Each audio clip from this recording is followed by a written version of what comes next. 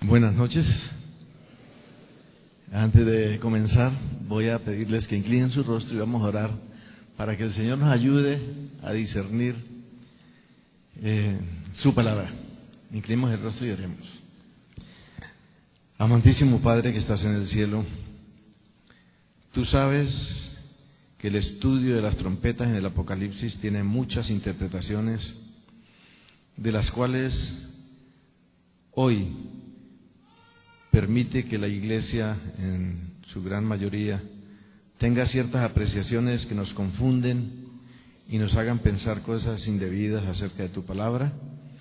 Pero en esta noche queremos pedirte la dirección de tu Santo Espíritu para que tú nos guíes a través de tu revelación y solamente aceptemos lo que tú nos has revelado. Bendice las visitas, bendice a los hermanos y permite que a medida que vayamos estudiando tu palabra, vayamos enriqueciendo nuestra experiencia y vayamos comprendiendo mejor tus propósitos para con tu pueblo y para con el hombre en esta tierra. En el nombre de Jesús. Amén. Amén. El fin de semana pasado tuvimos aquí un estudio, un simposio sobre cristología. Y esta semana les prometo que vamos a tener un simposio sobre trompetología. Si en esta semana vamos a tratar de estudiar de manera sencilla la Biblia es sencilla en su revelación. Vamos a tratar de estudiar la Biblia esta semana de manera sencilla y yo voy a ir dando los textos y los que tengan a bien pueden copiar los textos, repasar en su casa, que es la mejor manera. He titulado la primera trompeta las consecuencias de perder la protección de Dios, y ese es realmente el enfoque de esta trompeta. Para ello entonces voy a invitarles a abrir el libro de Apocalipsis capítulo 8 versículo 7. Apocalipsis capítulo 8 versículo 7.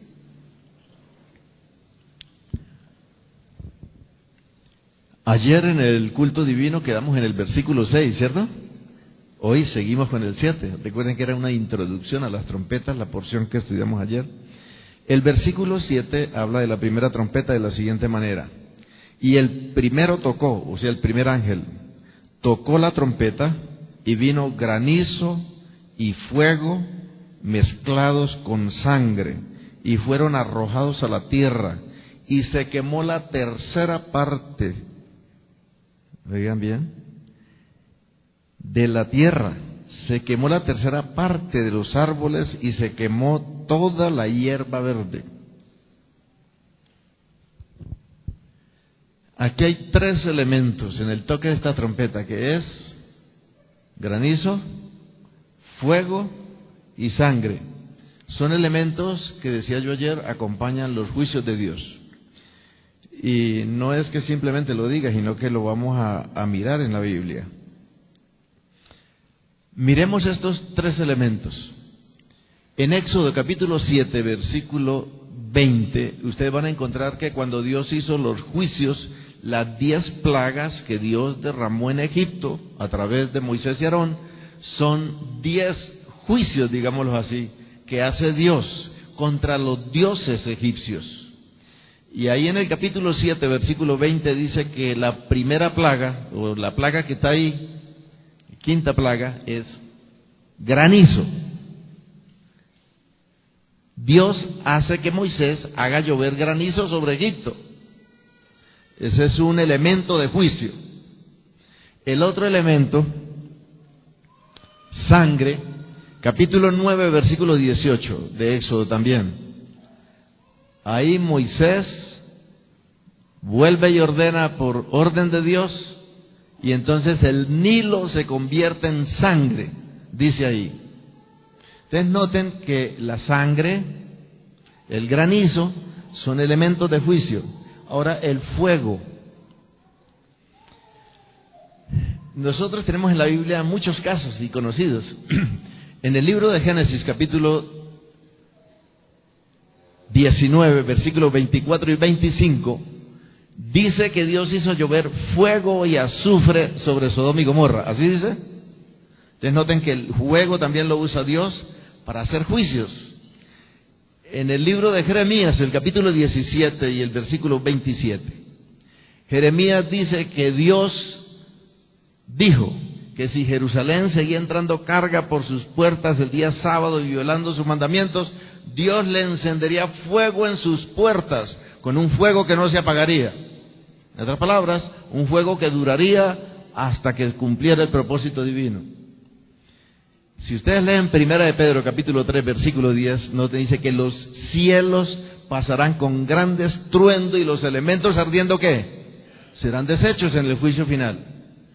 En el capítulo 20 de Apocalipsis, versículo 9, dice que después de la resurrección de los impíos, cuando se lanzan al último asalto de la ciudad, llueve fuego, viene fuego de parte de Dios y ¿qué pasa? Los consume. Entonces noten que estos elementos que están aquí en esta trompeta son elementos que Dios utiliza en sus juicios: fuego, sangre y granizo. Por lo tanto, esta trompeta es un juicio, ¿cierto? Ahora dice que la tercera parte de la tierra, de los árboles, de la hierba, se quemó. Ahora nos toca averiguar qué son los árboles, para que así vamos mirando esto. Vayamos a Ezequiel capítulo 17. Si ustedes pueden leer el capítulo completo en sus casas, llevando la idea de aquí esta noche, les va a ser mucho mejor. En el capítulo 17 de Apocalipsis, noten que Dios está hablando de que fue Nabucodonosor a Jerusalén, se llevó esclavos para su tierra y habla de que tomó del cogollo de un cedro y que esta águila que es Nabucodonosor va al Líbano, que es Israel, Palestina, y se lleva a los israelitas y entonces hace pacto con otro cogollo que es el rey Joaquín, y eso va dando una parábola que después a la mitad del capítulo explica la parábola el mismo Ezequiel, porque Dios parece que deja pasar un tiempo, Dios deja pasar un tiempo para que Israel quede con la curiosidad, analizando qué fue lo que quiso decir eso del cogollo, del cedro, y que lo plantará en su alto monte y que pasará eso. Esa parábola es muy interesante, y Dios dejó pasar un tiempo, y después de un tiempo vuelve y llama a Ezequiel y dice, ahora explica la parábola. ¿Por qué? Porque Dios es un gran pedagogo. Dios dejó que la mente se quedara en ese análisis, con esa inclinación inquisitiva de querer saber, y cuando la mente se vuelve inquisitiva, entonces se prepara para recibir la explicación después. Pero eso es que los maestros son así, ¿no? Ponen en suspenso y después dan la explicación para que capten mejor. Entonces esta parábola muestra lo siguiente, vean, en el versículo 24 exactamente, ese capítulo 16, mire cómo Dios le llama a las naciones y cómo le llama a Israel. A Israel le llama árbol y a las naciones le llama árboles. Así le llama el versículo 24 de ese capítulo. A Israel le llama árbol, el cual Dios va a restaurar, y los demás árboles se admirarán de ver que Dios restauró ese árbol que ya estaba casi seco en el exilio, en el destierro. Y que las naciones entonces reconocerían que el poder viene de Dios. Ese versículo 24. A Israel Dios le llama un árbol, un árbol. Y a las naciones le llama árboles.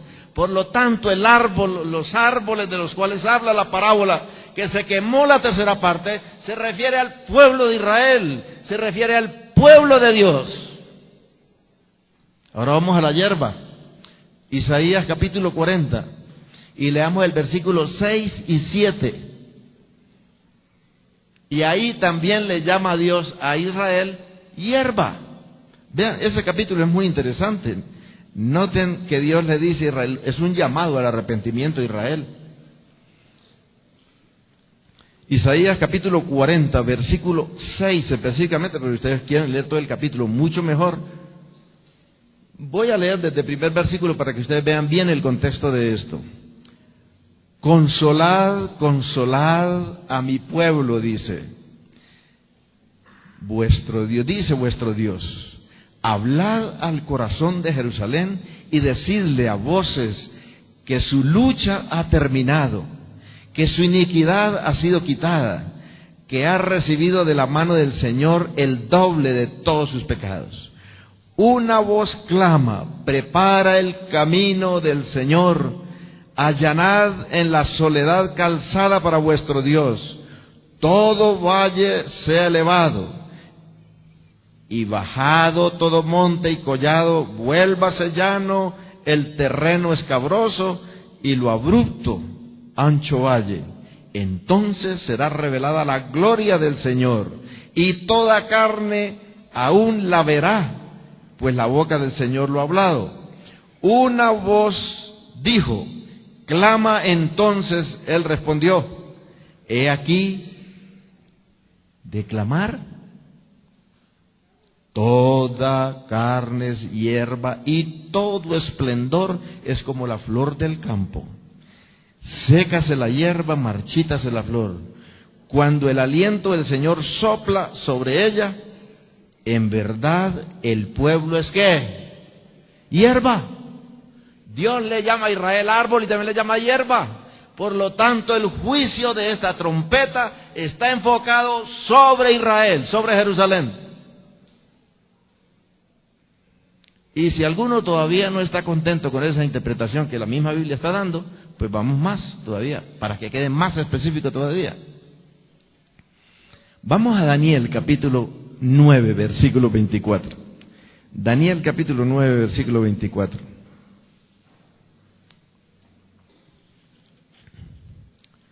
El profeta Daniel en el capítulo 9, versículo 24, comienza a hacer unas especificaciones de la obra del Mesías.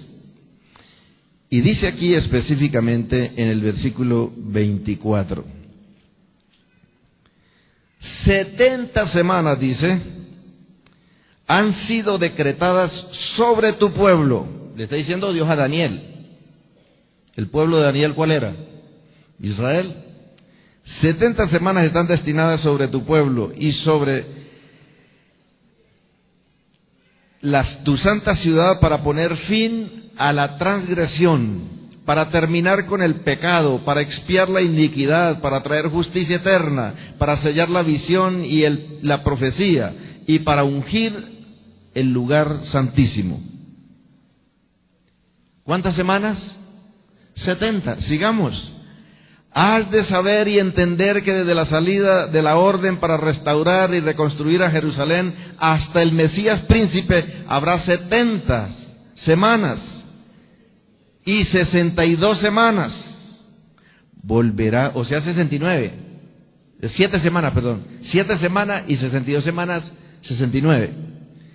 Y dice así.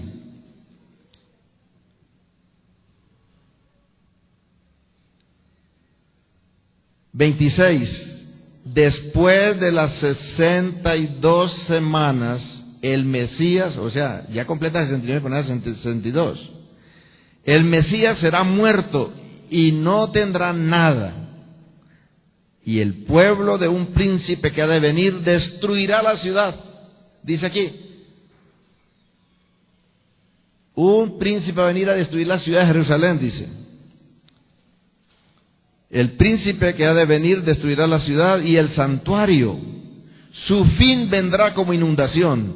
Aún hasta el fin habrá guerra. Las desolaciones están determinadas. Y él hará un pacto firme con muchos por una semana, pero a la mitad de la semana pondrá fin al sacrificio y a la ofrenda de cereal. Sobre el ala de las abominaciones vendrá el desolador hasta que una destrucción completa, la que está decretada, sea derramada sobre el desolador. ¿Qué está diciendo aquí?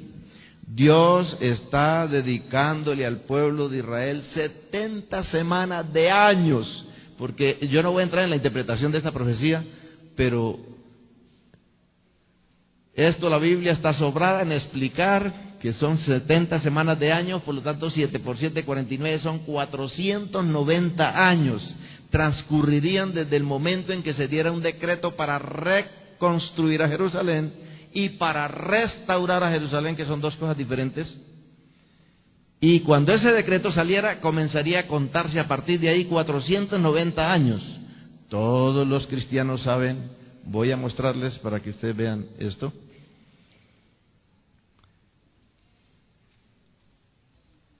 Ahí están los símbolos del granizo, el fuego, la sangre, los árboles, la hierba. Pero aquí está trazada las 70 semanas.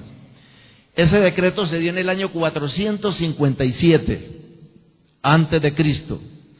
Transcurrieron 7 semanas más 62 semanas, llegamos a la 69ª semana, y al terminar las 69 semanas, en el año 27 de la era cristiana, terminan las 69 semanas, y en esa semana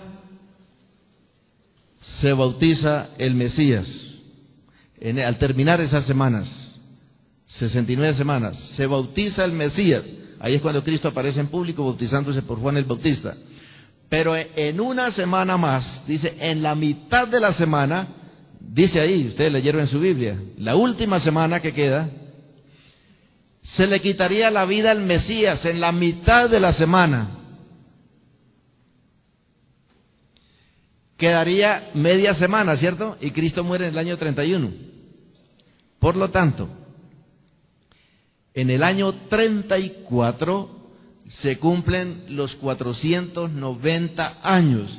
Y como ustedes ven, en el año 34 es cuando Esteban da su famoso discurso cargándole la culpa a Israel porque los padres de ellos y ellos habían matado al Mesías, habían hecho todos los horrores que había ocurrido en Jerusalén con la muerte del Mesías. Y Esteban fue muerto a piedra como un evento que le ponía fin a las 70 semanas, y ahora sí el pacto se haría con muchos. El evangelio, por medio de la persecución que se enciende contra los judíos, contra los seguidores del Mesías, contra sus discípulos, entonces ahora viene un esparcimiento por todo ese tiempo, por ese mundo de ese tiempo, con el evangelio. Dios llevó las buenas nuevas a todas las naciones de ese momento. Pablo dijo claramente, ya el evangelio fue predicado en toda la tierra, dijo Pablo. Entonces estas 70 semanas que habla aquí apunta, oigan bien, apunta de manera clara, y voy a enfatizar una palabra que dice aquí, en el versículo 27, volvamos a leer el 27 para que vean. Y él hará un pacto firme con muchos por una semana, pero a la mitad de la semana pondrá fin al sacrificio, claro, con la muerte del Mesías, ya todo ese ritual del Antiguo Testamento pasó a la historia. Y a la ofrenda de cereal, sobre el ala de las abominaciones. El ala de las abominaciones, como yo me crié en el campo, entiendo esto que dice la Biblia aquí. El ala, el alero, el solar. Resulta que los judíos tenían a la redonda de los muros de Jerusalén 1 kilómetro que le llamaban lugar santo. Y ahora los voy a llevar a un texto que ustedes van a comprobar eso. Ese lugar santo, sobre el ala, sobre ese lugar santo, los ejércitos romanos instalaron sus gallardetes o sus pendones, y eso fue una abominación lo que el ejército romano hizo en Jerusalén, cuando hicieron el sitio para acabar con la ciudad y sus habitantes. El ala de las abominaciones vendrá, y el desolador, hasta que una destrucción completa, la que está decretada, sea derramada sobre el desolador. Ahora Dios dice aquí, el desolador que viene a causar desolación en Jerusalén también va a quedar desolado. Promete Dios aquí, la profecía está doble, para el que es destruido y para el destructor. Vayamos a Mateo capítulo 24 a ver si Jesús confirma. No olviden esta palabra abominaciones, ¿no? No olviden. Vamos a Mateo capítulo 24. Mateo capítulo 24.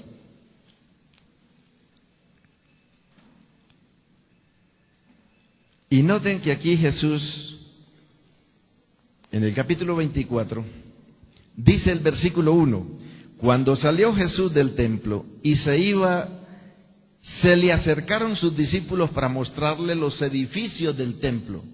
Recuerden que eso era una de las maravillas del mundo, ¿no? Mas respondiendo él les dijo: ¿veis todo este esplendor o toda esta belleza? 40 años, dice San Juan, que habían gastado en la edificación del templo. Cuando Jesús dijo: destruid este templo y en 3 días lo reedificaré, dijeron los fariseos: qué pretensión, qué prepotencia de este hombre, porque ellos creían que hablaba del templo de Herodes. Y dice: 40 años nos gastamos para construirlo, ahora en 3 días lo va a reedificar. Están entendiendo mal, Jesús se refería a su cuerpo como templo de Dios. Y vean lo que dice: ¿veis todo esto? En verdad os digo que no quedará aquí piedra sobre piedra que no sea destruida. ¿Está en armonía esto con Daniel? ¿Está en armonía? Y estando él sentado en el monte de los olivos, se le acercaron los discípulos en privado diciendo: dinos, ¿cuándo sucederá esto? ¿Y qué señal habrá de tu venida y del fin del mundo? Los discípulos están entendiendo que la segunda venida de Cristo es la que le va a poner la destrucción a Jerusalén. No los romanos, sino la segunda venida de Cristo. Ellos están confundidos ahora. La destrucción de Jerusalén con el fin del mundo. Y Jesús, para que vean ustedes las grandes consideraciones de Dios con el ser humano, Jesús entendiendo que si Él le revela el futuro a los apóstoles, se van a descorazonar, los va a matar el estrés y van a parar a una clínica de reposo los apóstoles. Jesús no quiso.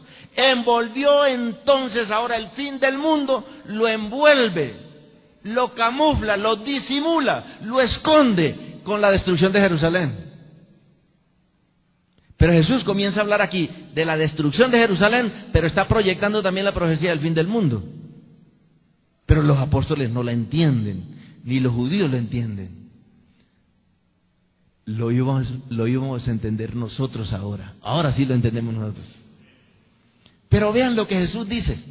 Vean lo que Jesús dice. Versículo 15, aquí es donde está el quiz.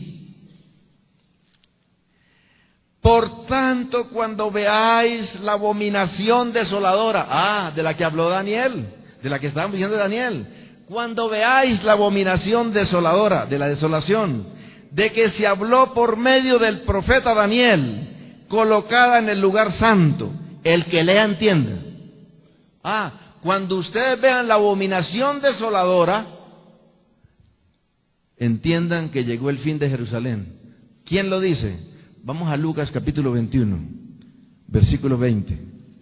Lucas capítulo 21, versículo 20.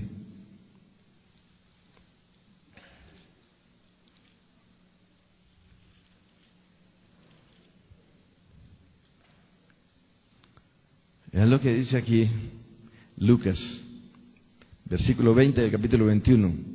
Pero cuando veáis a Jerusalén rodeada de ejércitos, sabed entonces que su desolación, la palabra que usa Daniel, su desolación está cerca. Cuando veáis a Jerusalén rodeada de ejércitos, sabed que su destrucción, su desolación está cerca. ¿Por qué dice el Señor está cerca? Porque los sitios de las ciudades en ese tiempo no había Mirage, no había avioncitos de esos que tenemos aquí y que tienen por ahí en las demás naciones. La defensa de una nación eran los muros, y ellos tenían que tumbar había una tranca grandota que le llamaban catapulta, y le daban golpes a las puertas y lanzaban piedras y decían, hasta que le daban boquetes a los muros. Qué trabajo tan duro de tocar a los guerreros. No había bazucas, ni había morteros de tiro curvo, ni nada de esas cuestiones, no. Hoy, imagínense, qué muros. Entonces ese tiempo era difícil la guerra. Y dijo, por eso dice, sabed que está cerca, porque había sitios que duraban hasta 3 años, dependía de la fortaleza de los muros. Mis hermanos, aquí esta trompeta está diciendo realmente que el primer juicio se lo va a aplicar Dios a Jerusalén. ¿Está claro? El primer juicio viene para Jerusalén.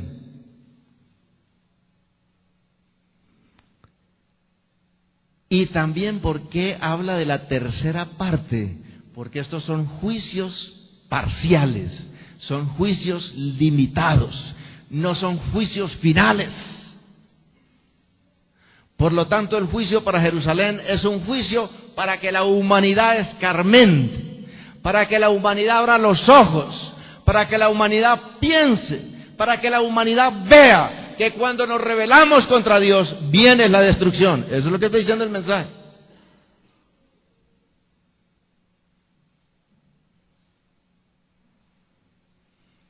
Y quiero decirles que aunque nosotros hablamos del juicio de Dios, y muchas veces, ayer leíamos un texto aquí en el culto, el viernes de la noche, donde dice, yo haré guerra contra Israel, dice Dios. Así dice el profeta. No. Cuando Israel apostataba, perdía la protección de Dios y venían los asirios, los saqueaban, los acribillaban, venía Nabucodonosor, venía el faraón.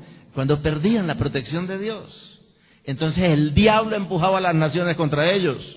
Y claro, Dios conoce el futuro desde el principio, y como Él conoce el futuro, Él lo anuncia, pero no es que Él determina que así sea, no. Si Israel se arrepentía y volvía bajo la bandera de Dios, tenía la protección de Dios y nadie podía entrar.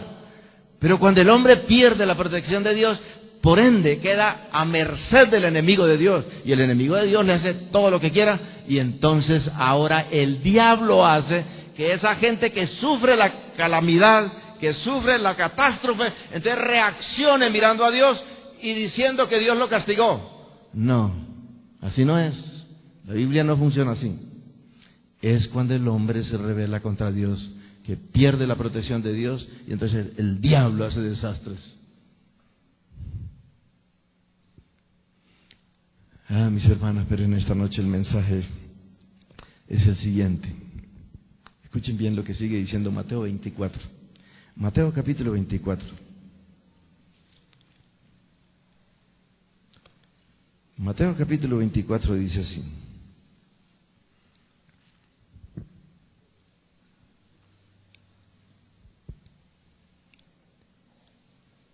Versículo 16 en adelante dice: el que esté en la azotea no baje a sacar las cosas de su casa, y el que esté en el campo no vuelva atrás para tomar su capa. Pero ay de las que estén en cinta y de las que estén criando en aquellos días. Orad pues para que vuestra huida no sea en invierno ni en día de sábado, porque habrá entonces una tribulación tal como no ha acontecido desde el principio del mundo hasta ahora, ni la habrá. Aquí Jesús está tomando otra expresión de Daniel, capítulo 12, versículo 1. Daniel habla de esta gran tribulación, pero Jesús ahora toma esta tribulación de una forma parcial para aplicarle a Jerusalén. Si usted lee Jeremías 37, habla de la gran angustia de Jacob, que Jerusalén sufriría por la invasión de Nabucodonosor. O sea que esto es una profecía de aplicación variada. Por lo tanto, dice aquí, dice Dios, los que estén en la azotea no vuelvan, y los que estén hagan esto, y los que hagan otro. Pues mis hermanos, cuando los ejércitos romanos rodearon a Jerusalén, nosotros tenemos una explicación que Decio, el general Decio, llegó con su ejército, rodeó a Jerusalén, y Dios misteriosamente, Dios, digo Dios, aquí sí, hizo que comenzara a temblar la tierra y a sentirse como un tropel de ejércitos, y entonces el ejército romano entró en pánico y emprendió la retirada. Y cuando el ejército romano emprendió la retirada, todos los seguidores de Jesús, todos los que habían escuchado de labios de Cristo las advertencias, los judíos apenas vieron, los de las torres, los centinelas, apenas vieron que el ejército romano salió en retirada, dieron el anuncio y todos los judíos abrieron las puertas de la ciudad y salieron detrás del ejército romano. Dice la historia que le destruyeron la retaguardia al ejército romano. Y felices, después de destruir la retaguardia, recogieron todo el botín. Y regresaron a la ciudad y se encerraron con un espíritu de triunfalismo, pensando que ya habían ganado la batalla. Y todos los seguidores de Cristo huyeron a las aldeas cercanas. Después de pasado un tiempito, volvió el general Tito con todo el ejército romano. Y ahí sí, la ciudad fue arrasada, el templo consumido por fuego. Dicen que el general Tito clamaba, gritaba a los soldados para que evitaran que se incendiara el templo al ver ese poco de oro que brillaba con el fuego. Y dice que fue imposible, imposible. Los soldados enardecidos no escuchaban voz de general, ni de sargento, ni de nadie, y más empujaban hacia la destrucción de la ciudad y de sus habitantes. Y mis hermanos, ninguno de los seguidores de Cristo pereció.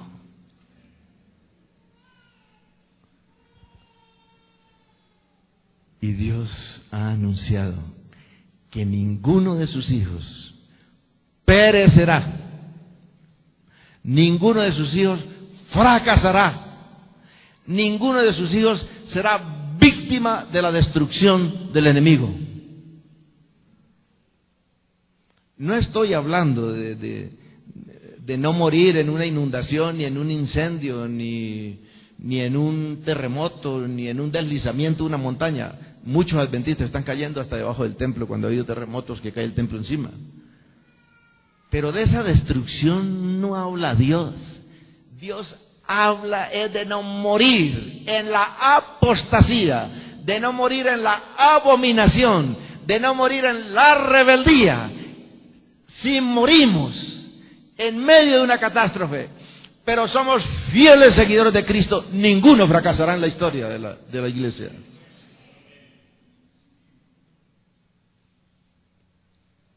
Y a esa fidelidad es que Dios llama a su pueblo en cada periodo de la historia.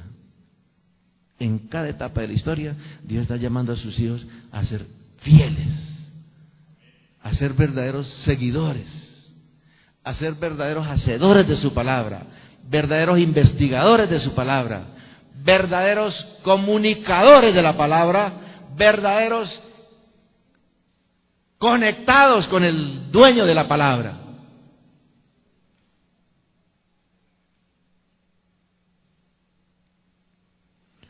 Y mis hermanos, no es este juicio para aterrar la gente. Este juicio es para decirle a su pueblo, y voy a estarlo repitiendo durante esta semana. Este juicio es para decirle a su pueblo. Recuerden en el 5º sello, las almas de los mártires que están clamando a Dios. Esos mártires son los que serán víctimas de la persecución, de la destrucción del enemigo, destrucción física. Recuerden que Jesús dijo, el alma podrán matar el cuerpo, pero no el alma. Físicamente podemos ser destruidos, pero el alma aquí es la comunicación con Dios, la comunión con Dios, el enlace con Dios. Eso no lo puede cortar nadie, eso es privativo de Dios y del creyente. Y mis hermanos, Dios nos está diciendo que todos esos mártires que han pagado por la causa de Dios y que claman a Dios por justicia, Dios no hará oídos sordos. Y esta noche ustedes están palpando en la palabra de Dios conmigo que ahora Dios comienza a responder a los clamores de sus mártires. Ahora Dios comienza a responder a través de esos juicios, que Dios no es de oído sordo frente a las injusticias que se cometen con su pueblo. ¿Eso es lo que está diciendo aquí? Y en esta noche quisiera preguntar, ¿cuántos creen que son del pueblo de Dios? Estén seguros que Dios seguirá haciendo juicios en favor de su pueblo, para que nosotros entendamos que Dios tiene el control en su mano. Hay alguien aquí esta noche que seguramente ha estado desanimado de ver tantas injusticias, de ver que el mundo va como que es el hombre el que tiene el poder en sus manos, como que es el hombre el que hace y deshace, y que como que Dios no se da por apercibido de las cosas, y que como que el diablo está suelto y está haciendo todo lo que quiere. No, hermanos, a partir de esta noche quiero que salgamos de aquí convencidos que Dios es el que tiene el control, y que en su infinita sabiduría y poder permite ciertas cosas, pero no permite para que el hombre sufra, no. Él permite para que los hombres que están dormidos despierten y frente a todo esto recurran al Dios Todopoderoso que tiene el control, y que su pueblo, en lugar de sentir terror, sienta esperanza, paz y seguridad de que tiene un Dios Todopoderoso que dirige la historia de la humanidad y que dirige la vida personal de cada uno de nosotros. Que Dios cuide de ti y de mí, y que nosotros seamos expertos para discernir los momentos en que Dios nos presenta la vía de escape para emprender la retirada de la destrucción que el enemigo quiere hacernos. Hay tantas distracciones, tantos distractores que el diablo tiene para que nosotros apostatemos de la verdad, para que nosotros seamos abominables ante los ojos de Dios. Pero hermanos, abramos los ojos, discernamos qué es lo que Dios nos quiere decir en este tiempo con todos estos juicios, qué es lo que espera Dios de su pueblo. Y entonces nosotros, con sabiduría divina, con la santidad del Espíritu de Dios, podamos responder a Dios y ser ese pueblo que Dios quiere que seamos para este tiempo final. El hermano Andrés esta noche nos va a elevar al trono de Dios con una música especial. Conectémonos a su letra y a la melodía y conectémonos con Dios en este momento.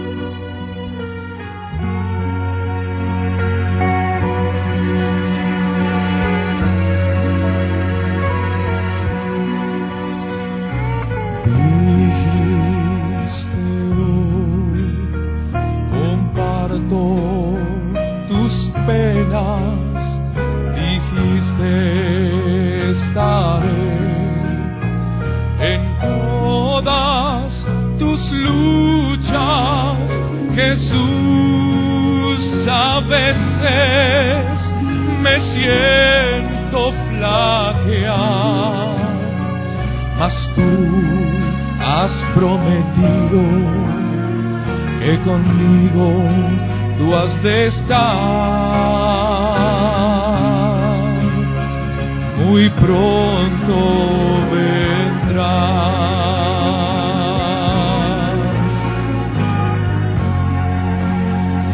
Jesús dice: ven junto a mí, agua pura hallarás. Mi fuente refresca, jamás se tendrás. Y oí tus lamentos y tus lágrimas vi, mas por eso hoy recuerda que al Calvario subí.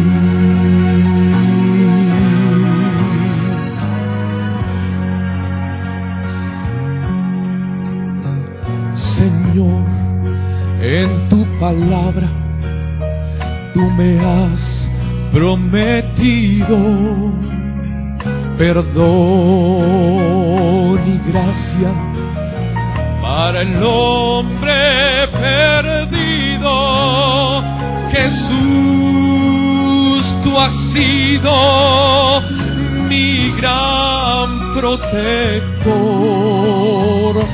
Yo sé de tu mano, yo seré vencedor, seré vencedor.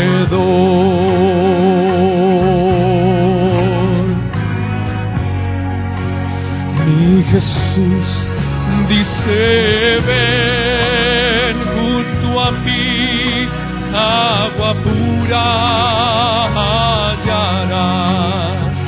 Mi fuente refresca, jamás se tendrás.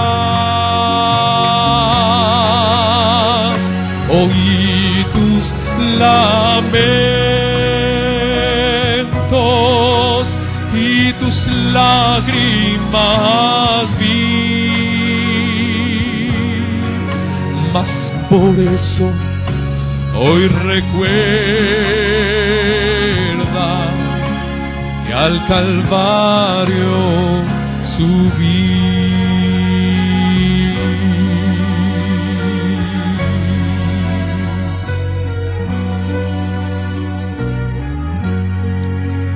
Mas por eso recuerda que al Calvario subí.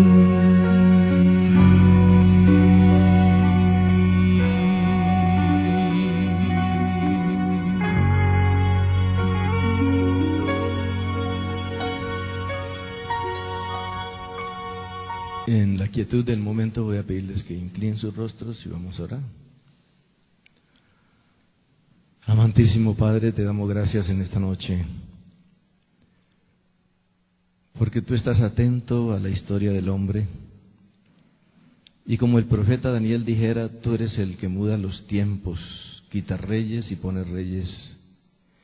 En esta noche hemos visto cómo tú comienzas a dar respuesta al hombre, comienzas a mostrar al hombre que tú eres un Dios maravilloso, lleno de amor y de misericordia, y que tus juicios son juicios que nos inducen al arrepentimiento.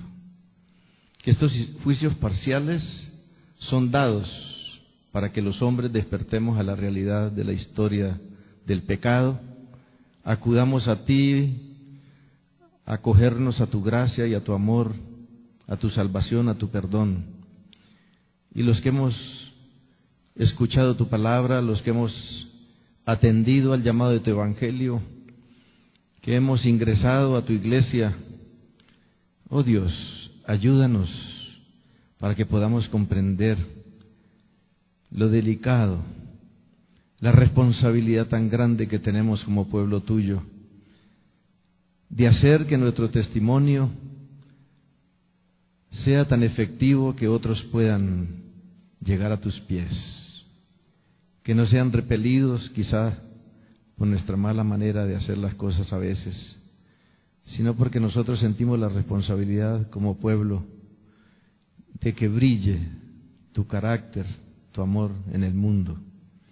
Y oh Dios, gracias porque tú nos escuchas y das respuesta a tu pueblo, a tus mártires, a través de los juicios que hacen a quienes persiguen y maltratan a tu pueblo.